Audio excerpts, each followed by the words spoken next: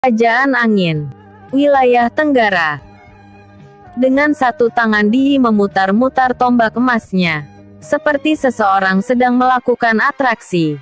Dia melakukan itu terus hingga Jenderal Feng Zhu merasa bosan. "Sebenarnya apa yang kau lakukan?" tanya Feng Zhu. Wosh, wosh, sret. Di tak menghiraukan Jenderal Feng Zhu.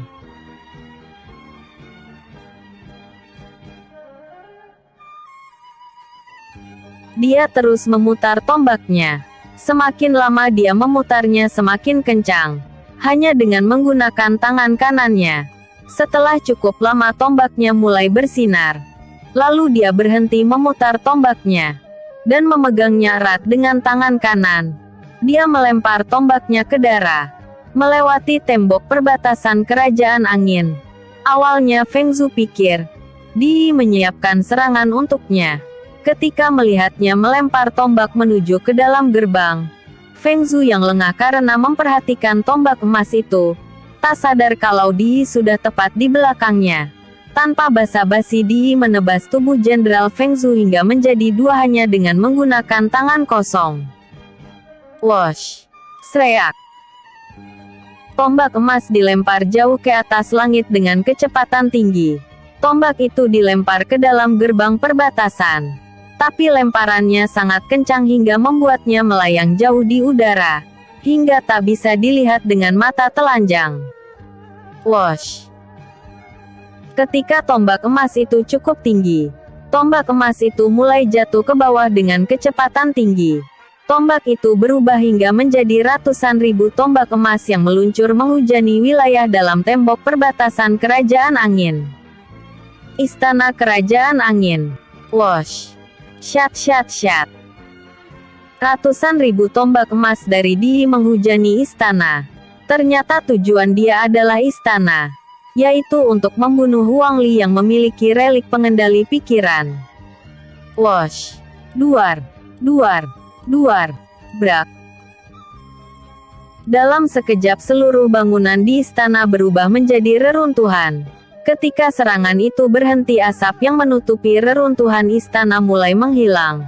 Dan Huang Li masih selamat. Dia tak mengalami luka gores sedikit pun. Ini semua berkat naga hitam yang melindungi Huang Li. Saat Xiao Tian tidak ada, semua tombak yang menghujani istana mulai menghilang. Lalu kembali ke dalam genggaman Di wilayah tenggara, di luar tembok perbatasan. Kenapa tombakku tak merasakan darah sama sekali? Apakah di istana ada pendekar sakti yang melindungi targetku? Terserahlah. Yang penting tugasku selesai. Wilayah tenggara berhasil ditaklukkan, ucap Di. Kerajaan Angin wilayah istana. Xiao Tian membawa Putri Feng Yin ke wilayah istana karena dia pikir Feng Yin yang habis mengalami trauma karena kematian ayahnya, hanya akan menjadi beban saat bertarung melawan iblis. Dia tak ingin Feng Yin menghalangi rencananya pergi membantu teman-teman di wilayah timur. Ketika Xiao Tian dan Putri Feng Yin sampai di wilayah istana, mereka dikejutkan oleh pemandangan di sana. Istana telah menjadi reruntuhan. Meski istana hancur, Putri Feng Yin tak peduli. Karena dia pikir tak ada satupun korban di sini. Semua warga mengungsi di dalam suang bawah tanah. Sedangkan Xiao Tian berbeda. Dia mengkhawatirkan keadaan Huang Li. Putri Feng Yin tak mengkhawatirkan Huang Li karena berpikir, Huang Li memang sudah mati. Padahal Huang Li belum mati.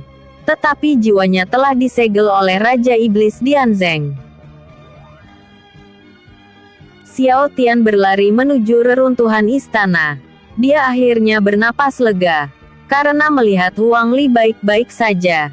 Dia masih terbaring di kasurnya. Selain kasur Huang Li, semuanya telah menjadi reruntuhan.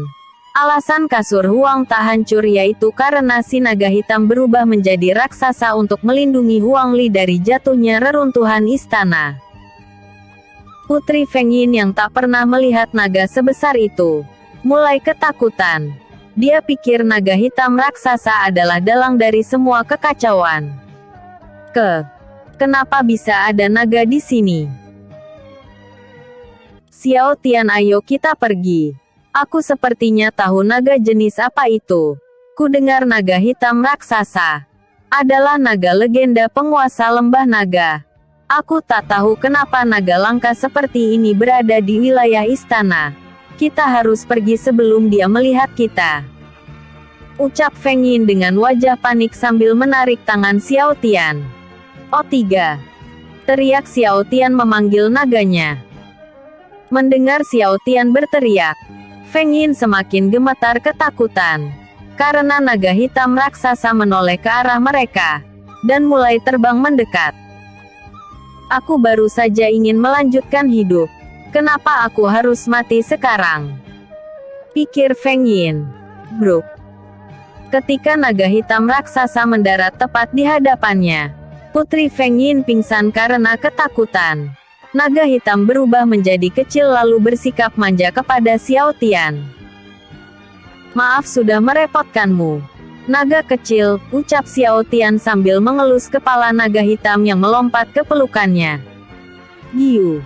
Bunyi naga hitam dalam versi kecilnya. Ketika sedang bicara dengan naga hitam, aura dari iblis mulai terasa. Sun Long memperingatkan Xiao Tian lewat telepati. Hei bocah, hati-hatilah. Ada beberapa iblis kuat yang sedang berjalan kemari. Ucap Sun Long lewat telepati.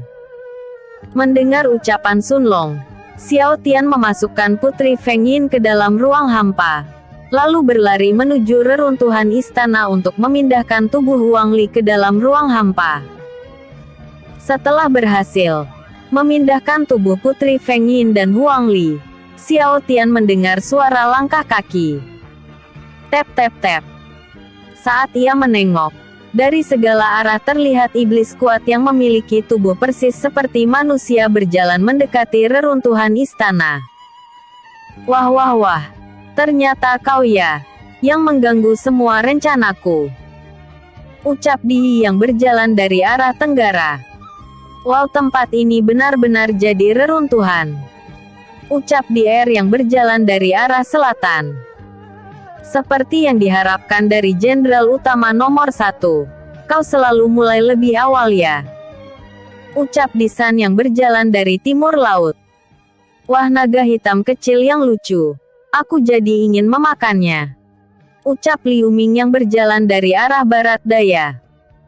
Menarik. Ternyata masih ada manusia yang bisa selamat dari serangan tombak emas.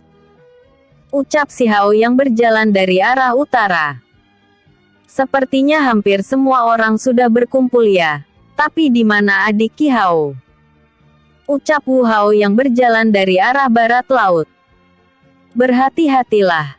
Kekuatan mereka semua setara dengan para Raja Iblis. Dengan kata lain, mereka adalah para petarung tingkat legenda. Ucap Sun Long. Apa kau bercanda denganku? Aku baru menjadi pendekar tingkat Grandmaster petarung.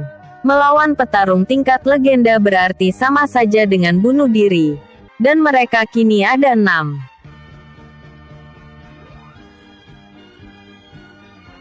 Melawan satu saja, sepertinya akan menyulitkanku. Perbedaan 4 tingkatan terlalu tinggi. Perbedaan lapisan saja bisa mempersulitku. Sedangkan ini perbedaan tingkatan. Aku harus mencari cara untuk kabur dari sini. Tanpa membocorkan relik dimensi. Dan tak menggunakan teknik 1000 langkah cahaya. Karena jika aku menggunakannya, aku mungkin bisa lari. Tapi akan pingsan seharian karena teknik itu. Jika aku pingsan, aku tak akan bisa membantu teman-temanku yang berada di wilayah timur. Apa yang harus kulakukan? Pikir Xiao Tian. Xiao Tian di dalam dilema.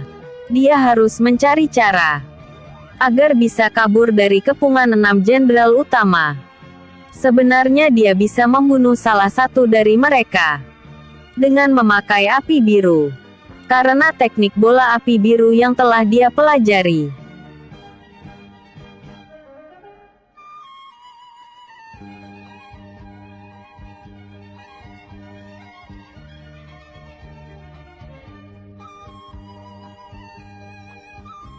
Ia mempelajari teknik ini ketika sedang kabur dari Raja Neraka dan bersembunyi di ruang hampa. Walau teknik bola api biru sangat kuat, teknik ini memerlukan waktu lama untuk digunakan kembali. Ada jeda 30 menit untuk mengumpulkan energi Qi. Dan selama 30 menit Xiao Tian tak boleh menggunakan teknik yang memakai energi Qi. Setiap dia memakai teknik ini, Xiao Tian akan kehilangan banyak energi Qi, hingga kesulitan bernafas. Teknik ini memang kuat, tetapi teknik ini tak cocok untuk melawan 6 jenderal iblis sekaligus. Selain karena efek samping itu, dia juga ingin tekniknya itu tak diketahui para iblis. Jika para iblis tahu tentang kemampuan itu, para iblis mungkin akan mengincar Xiao Tian dan menjadikannya incaran utama yang harus dibunuh. Karena di umurnya yang sekarang, bisa menggunakan api biru, sama saja dengan memiliki bakat menjadi seorang dewa petarung. Xiao Tian akan dianggap sebagai ancaman jika dia membiarkan para iblis mengetahui tekniknya itu. Dalam dilema yang besar, mampukah Xiao Tian mengatasi masalah yang menimpanya? Mampukah dia membebaskan diri dari kepungan 6 jenderal utama Raja Iblis Dianzeng? Xiao Tian terjebak dalam situasi yang sangat sulit. Dia dikepung oleh 6 jenderal utama Raja Iblis Dianzeng. Tingkatan mereka berada jauh di atas Xiao Tian. Mereka merupakan iblis tingkat legenda lapisan puncak. Sedangkan Xiao Tian masih berada di Grandmaster petarung lapisan puncak. Apa yang harus kulakukan?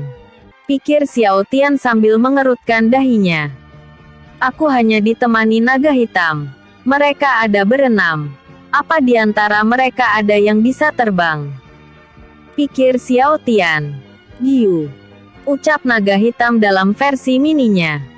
Apa naga hitam mencoba bicara denganku? Aku mana paham. Pikir Xiao Tian. Ketika larut dalam rasa bingung, Sun Long memberi Xiao Tian petunjuk. Lewat telepati dia menyuruh Xiao Tian menjalankan rencana yang telah dia rancang. Pembicaraan lewat telepati, para jenderal utama iblis tak bisa mendengar percakapan mereka. Hei, kenapa kau tak pakai telepati untuk bicara pada naga hitam? Ucap Sun Long. Oh iya, aku hampir lupa. Sambung Xiao Tian. Dasar kau ini masih muda tapi pelupa. Ucap Sun Long. Tunggu apa lagi? Cepat lakukan telepati ke naga hitam.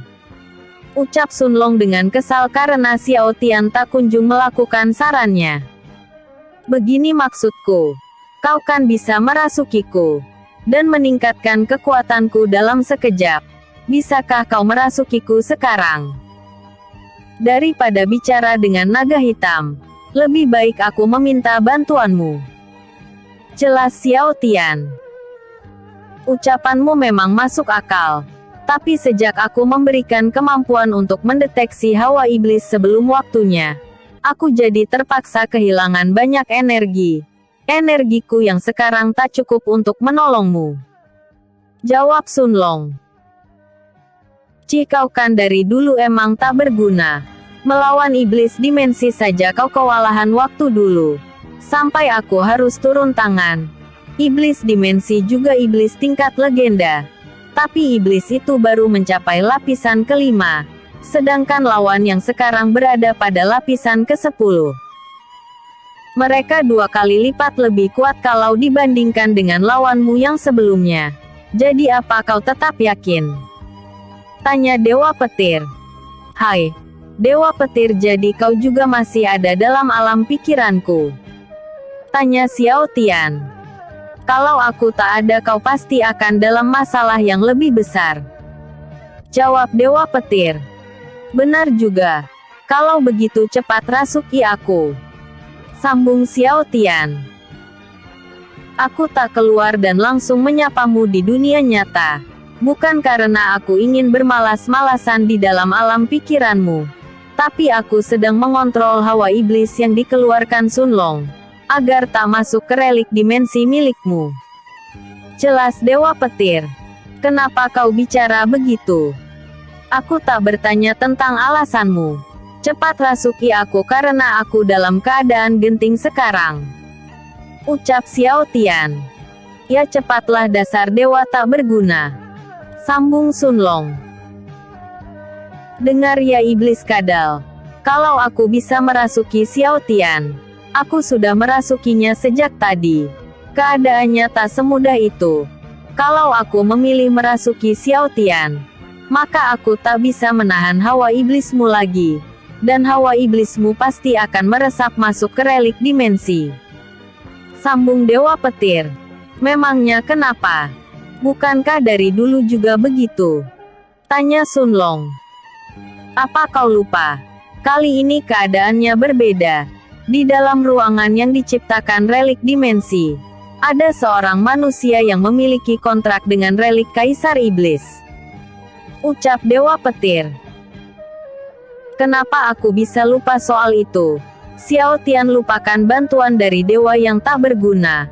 Ucapannya benar. Dia tak akan bisa merasukimu.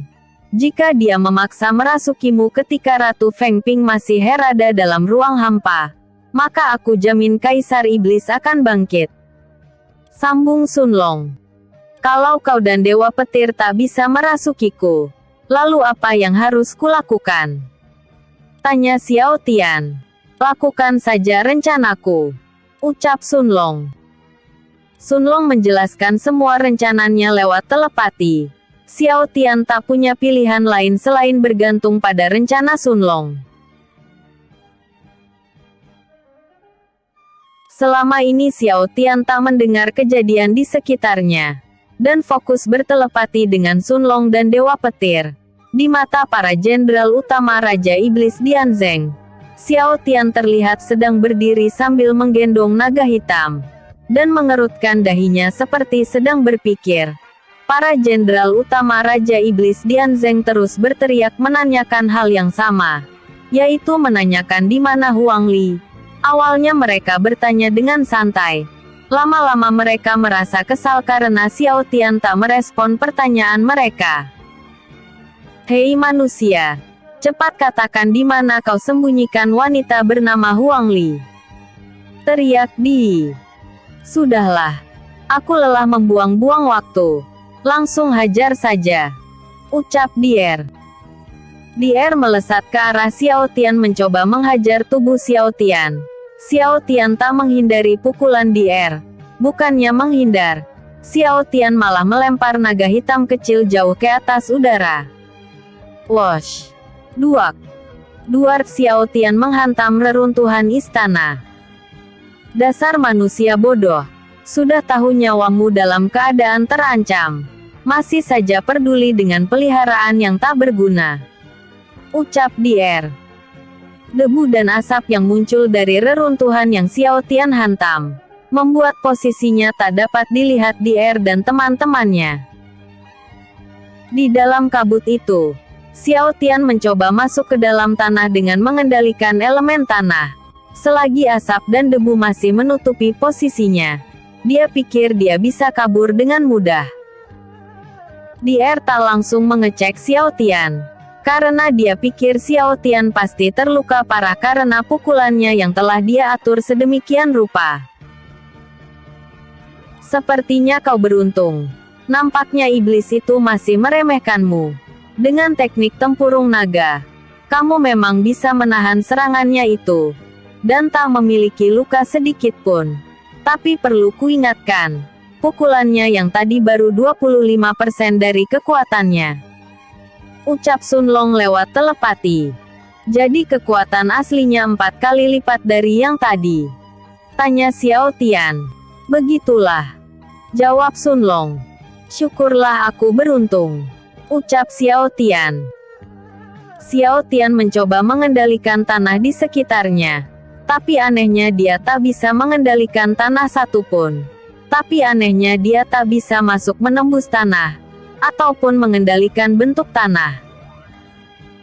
Xiao Tian kebingungan, karena salah satu rencana Sun Long telah gagal. Rencana awal untuk kabur dari bawah tanah hancur karena dia tak bisa menembus tanah, ataupun mengendalikan tanah. Bagaimana ini? Rencanamu tak berhasil, ucap Xiao Tian. Coba buka portal ke ruang hampa. Mereka kan tak bisa melihatmu sekarang. Sambung Sun Long. Xiao Tian mencoba membuka portal menuju ruang hampa. Tapi portal tersebut tak kunjung muncul. Ini semakin mempersulit keadaannya. Sebenarnya apa yang terjadi? Pikir Xiao Tian. Sepertinya tak ada cara lain selain melawan. Atau gunakan saja 1000 langkah cahaya. Sambung Sun Long. Aku akan menggunakannya. Ketika benar-benar diambang kematian. Sekarang aku masih bisa melawan. Sebelum aku kabur, aku harus membunuh salah satu dari 6 iblis tingkat legenda ini. Jika tidak teman-temanku akan kerepotan. Jawab Xiao Tian. Dier berjalan begitu santai menuju lokasi Xiao Tian terhempas. Para jenderal utama Raja Iblis Dianzeng yang lain tak ikut campur urusan Dier, karena mereka tahu, Dier bisa mengontrol kekuatannya. Mereka berpikir kalau soal menginterogasi atau menyiksa manusia tanpa membunuhnya, memang Dier jagonya. Dier berjalan begitu santai bukan karena tanpa alasan. Dia tak merasakan hawa keberadaan Xiao Tian sejak terpental hingga menghantam reruntuhan. Menurut pikirannya, kemungkinan besar Xiao Tian sudah terluka parah, hingga berusaha menyembunyikan hawa kehidupannya. Dier memiliki penciuman yang tajam. Jadi walau Xiao Tian tertutup kabut atau debu dari reruntuhan, Dier masih bisa mengetahui posisinya. Tepat ketika Dier memasuki asap reruntuhan, Xiao Tian melakukan serangan kejutan. Dia memukul perut Dier dan melontarkan serangan bola api biru ke arahnya. Serangan terkuatnya itu bisa melukai iblis tingkat dewa, sedangkan Dier hanya iblis tingkat legenda. Sekali terkena serangan bola api biru, dia akan hancur menjadi debu. Buk! Duar ledakan bola api biru yang mengenai Dier tepat sebelum kabut menghilang. Wosh! Brak! Dier menghantam reruntuhan dengan luka yang begitu parah. Kelima jenderal utama Raja Iblis Dianzeng yang tadinya hanya duduk dan menonton, terkejut akan hal yang dialami Dier. Dier tewas tepat di hadapan mereka. Dier! Ucap Di. Kak Di. Disan dan semuanya. Maafkan aku karena tak bisa terus berjuang bersama kalian. Demi yang mulia Dianzeng, tolong lanjutkan perjuanganku. Ucap Dier. Dier perlahan lenyap. Dia menghilang menjadi butiran-butiran cahaya yang terlihat seperti cahaya kunang-kunang. Asap mulai menghilang.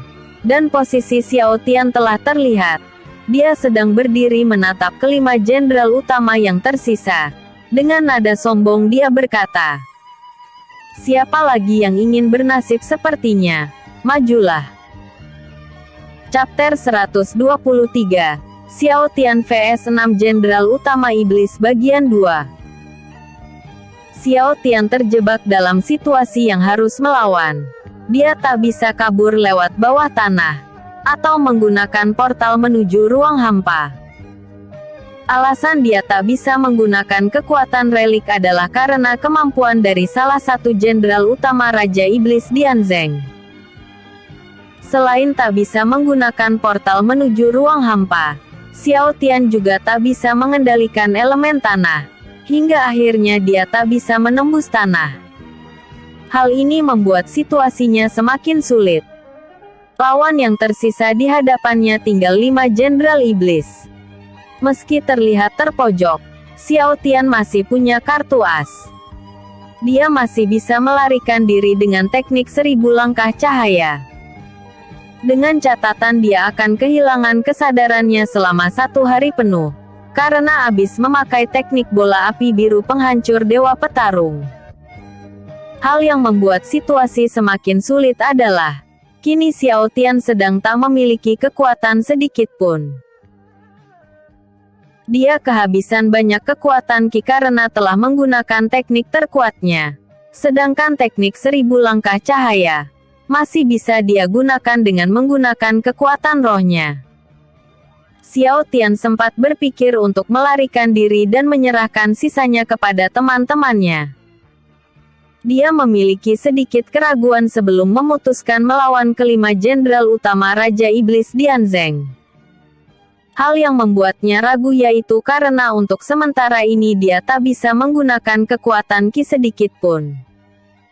Di saat dalam sebuah dilema, Sun Long memberitahukan beberapa rencana cadangan kepada Xiao Tian.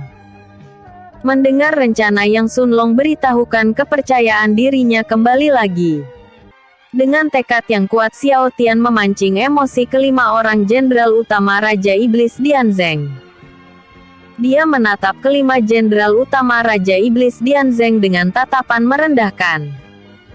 Siapapun yang ingin merasakan hal yang sama seperti dia, majulah. Ucap Xiao Tian dengan nada sombong. Dasar manusia sombong. Ucap Di. Kau pikir bisa melawan kami seorang diri? Ucap Si Hao. Melawan kalian? Sepertinya kau telah salah sangka. Aku menyuruh kalian maju bukan untuk melawan, tapi membantai kalian. Sahut Xiao Tian. Kalau cuma melawan serangga seperti kalian, anak kecil pun bisa melakukannya. Ucap Xiao Tian dengan senyum menghina. Dasar bocah tengik. Teriak Si Hao. Di saat Si Hao ingin menghajar Xiao Tian, Di menghalanginya dengan melempar tombak emasnya ke arah Si Hao. Sat. Klep. Tombak emas menancap tepat di hadapan Si Hao. Si Hao menghentikan langkahnya. Dia mengepalkan kedua tangannya. Wajahnya memerah.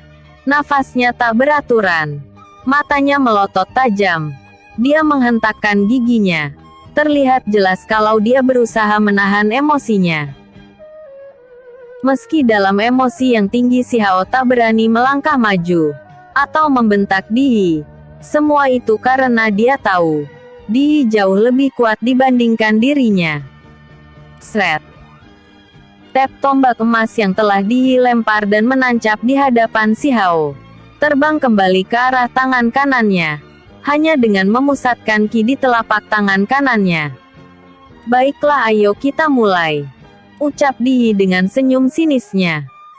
Kau yakin ingin melawanku seorang diri? Tanya Xiao Tian.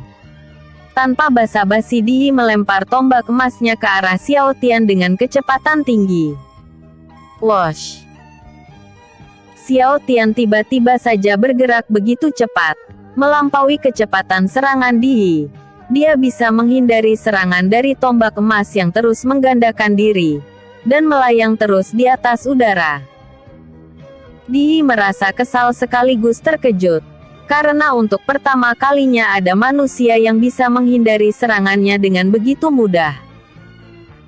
Hal yang paling membuat Di terkejut adalah Xiao Tian bisa memegang ribuan tombak emasnya yang bergerak begitu cepat, dan melemparnya dengan kecepatan 2 kali lipat dari lemparannya. Sut, shat, shat.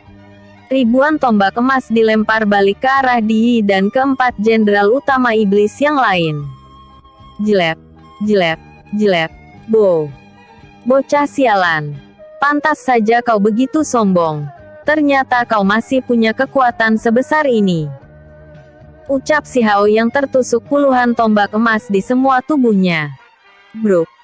Si Hao yang awalnya hanya bisa menonton, kini tewas karena tusukan tombak emas.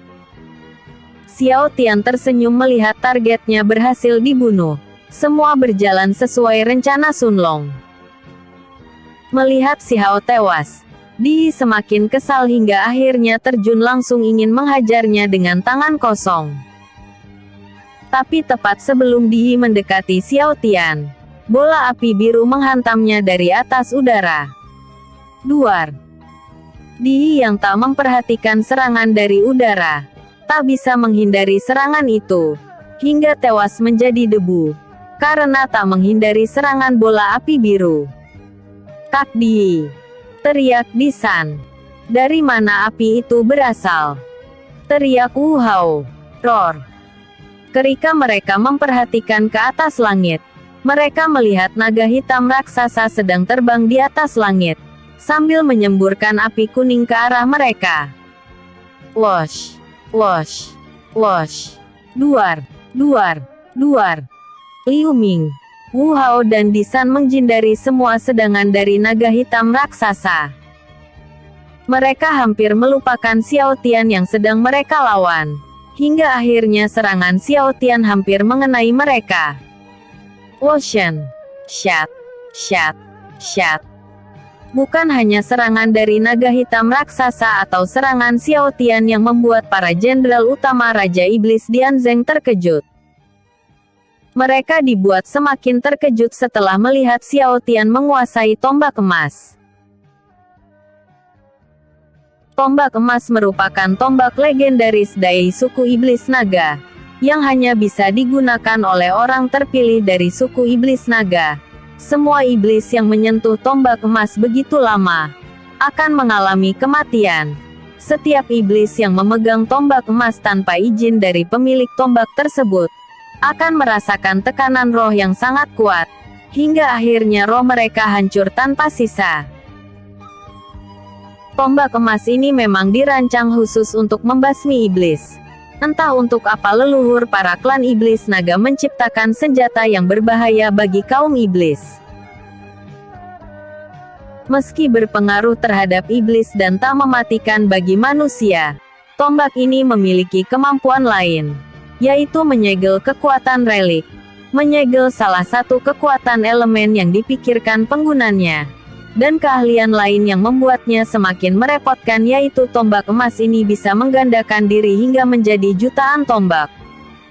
Semua tergantung kekuatan roh dari sang pemilik tombak emas. Xiao Tian hanya bisa menciptakan puluhan tombak emas, tapi itu sudah cukup merepotkan bagi ketiga jenderal utama Raja Iblis Dianzeng yang tersisa. Kenapa tiba-tiba saja kau bisa bergerak begitu cepat? Dan satu hal lagi, katakan padaku bagaimana caramu menaklukkan tombak emas. Tombak itu tak berguna di tangan manusia. Tapi kenapa kau bisa menggunakannya meski tak sehebat Kak Dihi? Kayakan padaku. Bentak Disan.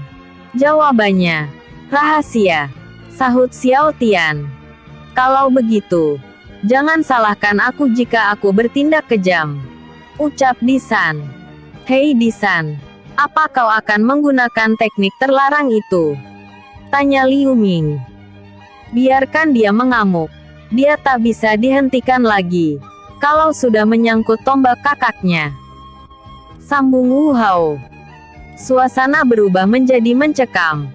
Tubuh Disan berubah menghitam. Tubuhnya diselimuti api hitam yang membara. Kau harus mati, bocah. Ucap Disan. Menarik. Sambung Xiao Tian. Bersambung.